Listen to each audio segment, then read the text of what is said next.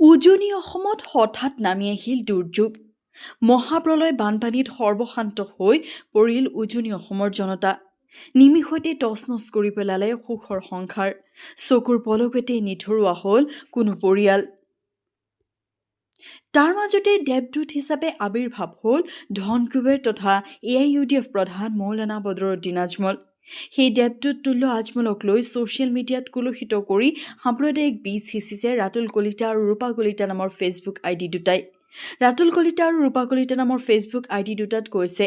আজমলে হাম হস্পিটেলৰ পৰা উজনি অসমৰ বানপীড়িতলৈ পঠিওৱা ঔষধ ব্যৱহাৰ নকৰিব তাত বিষাক্ত ভাইৰাছ মিহলি কৰিছে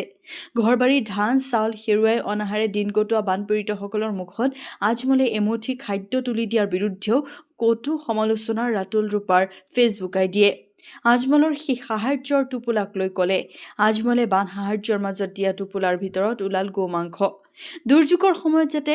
গোষ্ঠীগত সংঘৰ্ষ হয় তাৰ বাবে হিন্দু মুছলিমৰ ভাতৃত্ববোধ নষ্ট কৰাৰ বাবে কৈছে যে যোৰহাটত বানপানীৰ বাবে আশ্ৰয় শিবিৰত থকা অসমীয়া যুৱতীক ধৰ্ষণ নুৰ হামিদৰ ইয়াতে ক্ষান্ত হোৱা নাই কালপ্ৰীত দুটাই আজমলে নিসহায় বৰ্ণাঢ্যক লৈ টকা দিয়াৰ বিৰুদ্ধেও কৈছে যে বাংলাদেশী মিয়া গেদা আজমলে উজনি অসম আৰু উজনি অসমৰ মানুহক কিনি পেলালে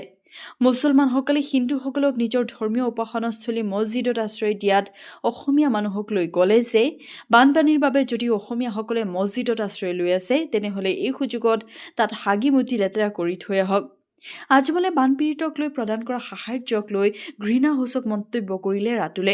ৰাতুলৰ ফেচবুক আইডিত উল্লেখ কৰিছে যে আজমলে দিয়া বান সাহায্য ৰাইজে গাহৰিক খোৱালে আৰু বানীত উটুৱাই দিলে নিমাত কিয় অসম চৰকাৰ আৰু অসম আৰক্ষী ৰাতুল কলিতা আৰু ৰূপা কলিতা নামৰ ফেচবুক আইডি দুটাৰ বিৰুদ্ধে এটাৰ পাছত আনটো সাম্প্ৰদায়িক বিষভাস্প ষ্টেটাছ লগাই ছ'চিয়েল মিডিয়াত ভাইৰেল কৰাৰ পাছতো ৰাতুল ৰূপা নামৰ আইডিৰ গৰাকীক কিয় গ্ৰেপ্তাৰ কৰা নাই অসম আৰক্ষীয়ে অসম আৰক্ষীৰ ভূমিকাক লৈ এতিয়া চলিছে সৰব চৰ্চা নিউজ ডেস্ক ৰিপৰ্ট DLive 365